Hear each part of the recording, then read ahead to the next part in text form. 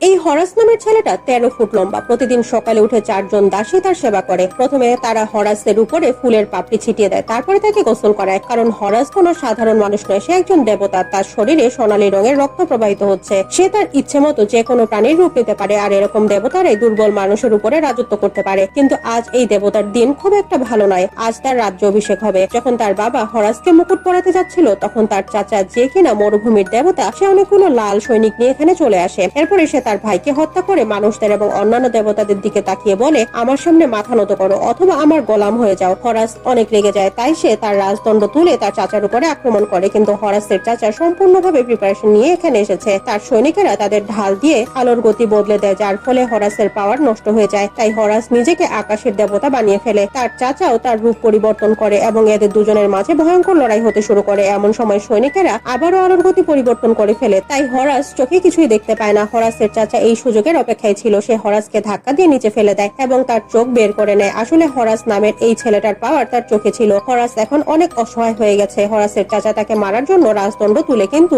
প্রেমের দেবী চাচার কাছে হরাসের প্রাণ ভিক্ষা চায়। দেবী তার প্রেমিকা হওয়ার জন্য রাজি হয়। এখন হরাসকে একটা পুরাতন কবরের মধ্যে বন্দী করে রাখা হয়, যেখানে সে কোনোদিনও দিনের আলো দেখতে পাবে না। হরাসের চাচা সিংহাসন দখল করে নিয়ে রাজত্ব করতে শুরু করে, কিন্তু সে একজন নিষ্ঠুর রাজা। সে মানুষদের গোলাম বানিয়ে নিজের ক্ষমতা প্রদর্শনের জন্য একটা বিশাল আকারের টাওয়ার বানাতে শুরু করে। কিন্তু একটা চোর যার নাম বেক, সেই অত্যাচার মেনে নিতে রাজি হয় না। একদিন রাতে সে একটা গুপ্তধনের গাড়ির মধ্যে লুকিয়ে পড়ে। এরপরে সে একটা বিশাল বড় সিন্ধুকের ভেতরে ঢুকে যায়। কিন্তু সে এখানে সোনা দানার জন্য আসেনি, বরং সে হরাসের চোখ নেয়ার জন্য এখানে এসেছে। কিন্তু এই চোখটা পর্যন্ত পৌঁছাতে তাকে 3টা ভয়াবহ রাস্তা পার করতে হবে। একটুও ভুল হলে সে বিষাক্ত স্করপিওর মুখে পড়বে। তাই সে খুব সাবধানে সামনের দিকে এগিয়ে যেতে থাকে। প্রথম রাস্তায় তার ছায়া পড়লে একটা মেশিন অ্যাক্টিভেট হয়ে গিয়ে তাকে পিষে ফেলবে। তাই সে তার মশালটা মাথার উপরে ধরে, যাতে করে ছায়া না পড়ে। দ্বিতীয় রাস্তাটা হলো অনেকগুলো ঘুরন্ত স্ট্যাচুর, যেগুলো পার করে যেতে হবে যাদের হাতে ধারালো তলোয়ার আছে। বেগ যেমন তেমন করে এই রাস্তাটাও পার হয়ে যায়। তৃতীয় রাস্তাটা হলো এমন একটা জায়গা যেখানে তার পায়ের নিচের ব্লক গুলো নিচে পড়ে যাবে। বেগ অনেক দ্রুত ছুটে সেই রাস্তাটাও পার হয়ে গিয়ে হরাসের একটা চোখ নিয়ে নেয়। বেগ তার হাতে ধরে রাখা চোখটার সাহায্যে সেখানে থাকা সব সৈনিকদের অন্ধ করে দেয়। এরপরে তার প্রেমিকার সাথে একটা রথে করে সেখান থেকে পালিয়ে যায়। কিন্তু সে সময় বেকের প্রেমিকার বুকে একটা তীর এসে লাগে, যে জন্য সে মারা যায়। আসলে বেগ এই চোখটা এ কারণে চুরি করেছিল যাতে করে হরাস তার শক্তি ফিরে পায় এবং চাচার অত্যাচার শেষ করতে পারে। এখন বেগ সেই চোখটা নিয়ে হরাসের কবরে আসে। সে হরাসকে তার প্রেমিকাকে জীবিত করে দিতে বলে। হরাস এতে রাজি হয়, কিন্তু সে বলে শুধুমাত্র রাজাই কোনো মানুষকে পরকাল থেকে ফিরিয়ে আনতে পারবে।